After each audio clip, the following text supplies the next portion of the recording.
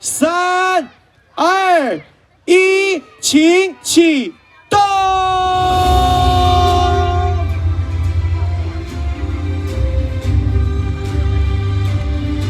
金银双色的神龙搭上彩色律动，绚丽的光雕秀在夜晚中绽放光芒。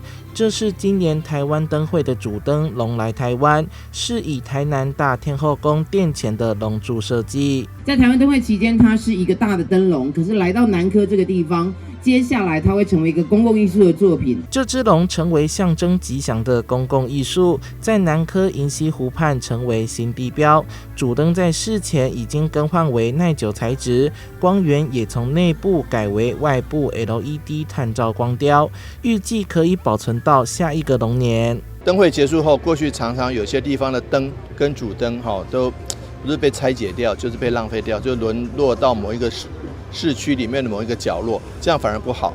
我们今天把一个龙来台湾的一个荣耀来到新市的南科园区，南科今年的产值也会创历来的新高。那所以说，龙带来好运，龙给台湾、给南科都带来非常好的运道，也给所有的市民朋友们也期待能够带来好运。市长黄伟哲希望龙来台湾持续荣耀台南，给南科带来好运。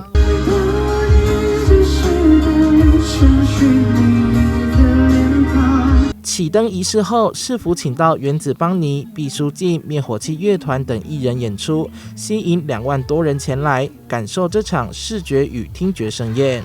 记者邱怀谈的报道。